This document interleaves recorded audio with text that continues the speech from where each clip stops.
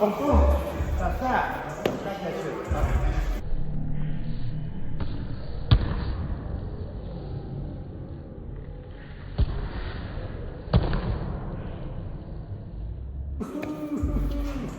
That's nice.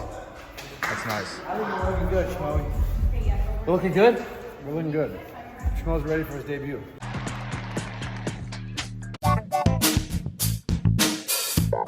This is the Schmo with the pro, with the former Strikeforce and UFC middleweight champion, the one and only Luke Rockhold in the flesh inside the Jaxxon Podcast Studios. How we doing?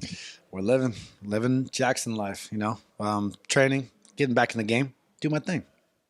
Any offers on the table? When can we expect to see Luke Rockhold competing inside a combat sports realm?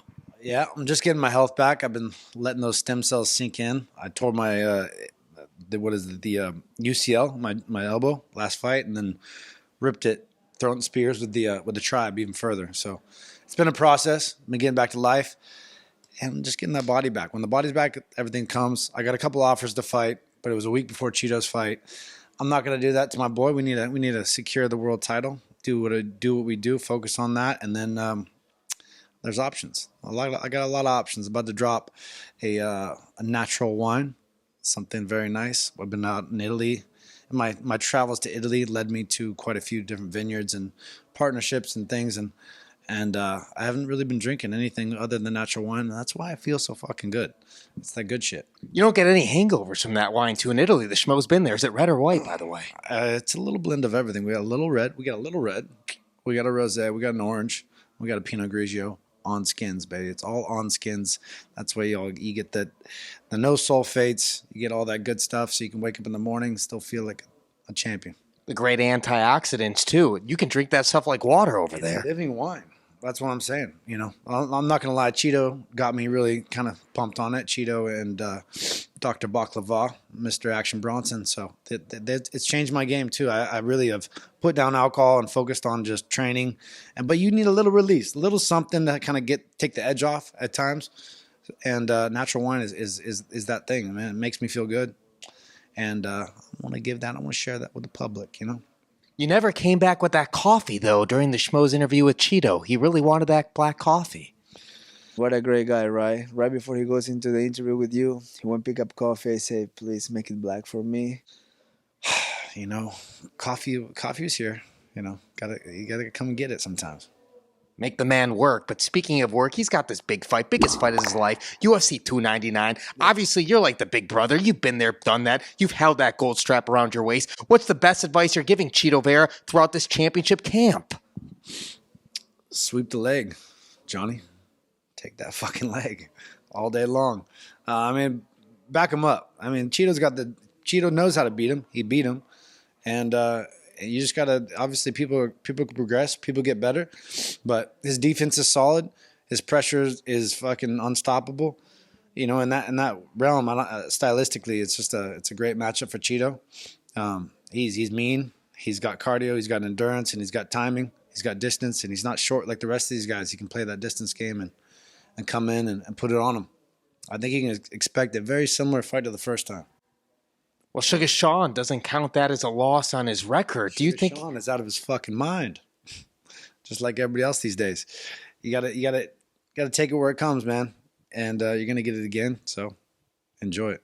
Well, speaking of out of his mind, the Schmo's seeing this video circulate of that last fight inside the UFC, you and Paulo Costa, of you smearing your blood all over his face, man. Barbaric stuff. When you reflect on that Schmoment, would you have done that over and over again if you had the opportunity? I would have not broken my nose. That would have been nice first, but then secondly, yeah, I would have. Just give me some more time. Let me rub it in. Smear that blood. Yeah, blow my nose. There's actually nose blood. I felt in my nose stuffed, so I said I just give you a little taste. All right. Blow that stuff in. Well, good thing you don't have cooties. The Schmo's only allergic to those. Sorry about that, wifey. What do you make of the upcoming UFC pay-per-view, UFC 297 between Dricus Du Plessis and Sean Strickland? Do you think Dricus Du Plessis truly got under the skin of Sean Strickland? Do you think he'd be fighting emotionally? Do you think that changes anything for this championship fight? I haven't been paying attention to the build up in this thing, but I know Dricus well. I've trained with him quite a bit with Dricus. He's got a tough. I mean, he's a tough dude. He's good all around. He's gotten a lot better. Sean is an awkward guy. He's effective, but they're two awkward styles mixing. You never know what's going to happen. I think anything could happen, really. But I think the battle of attrition. I think they both, endurance in so many ways is going to be interesting. If Dricus can get it to the ground and hold him there, Sean's hard to hold down, I'm sure. And how effective will this stand up be? Dricus has got power in weird ways, and Sean's just he's just annoying, but he's effective.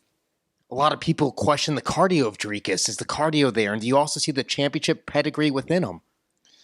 Dricus believes in himself. I know that in Dricus, and he ain't gonna quit. So it's all how the style is. I mean, Sean's style gives, it's like he's very relaxed, but it could give Dricus more patience, more time to play his game. So he's not like he's like a pressure, but he's Sean's I'm not a fan. I don't know, I'm just not a fan.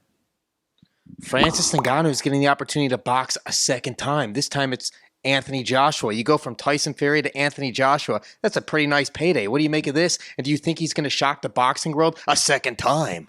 Francis is the king, man. He's the king of kings, and he's done his thing like nobody else has. He stood up for himself and has gotten everything is worth for him and more. I think his balls will be the deciding factor in this fight, and I think Joshua will realize that when you're in with a guy like him, he's not scared of anything, and he hits harder than anybody you've ever fucking been with. It's crazy to say that even in a boxing world, but no motherfucker hits like anybody, like nobody else. And the pressure, the size, and all that, I think it plays a factor. And I like Joshua. I think he's great, but Francis he's a different being, and I think it's gonna happen again.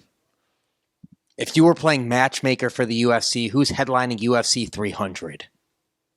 UFC 300, it would be Francis and John Jones.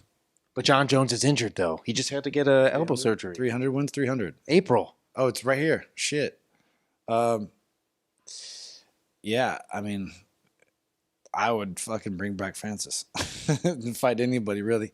I mean, if that's the number one man in the game. That's the real heavyweight. If you're going to do 300, you want the baddest man on the fucking planet, and that's Francis Ngannou. So nothing else matters. He says it like it is. What else is new with you, Luke? We got the wine, we got the fight, we're getting in shape. I've got a lot of things dropping, so I'm working on things and just working on myself. So that's great. I mean, I'm going to have opportunities right now. Like I said, I've been taking my time off and just getting my body right, letting these old joints heal up. It's not the same anymore, Things got to take their time. You got to nurture them a little bit. And so just kind of figuring everything out, and I'm pushing in. We got Jaxxon blowing up. We got this whole gym and a lot of good things going here. So I've been working with them nonstop on this, getting my shit in the game, and about to launch this wine. So he's always improving. Yeah. Always improving, keeping that brain and joints lubricated at all times. Final message for all the Luke Rockhold fans out there worldwide. We're here. Pay attention. Something coming soon. He's the pro. I'm the schmo. Walking off. We're out.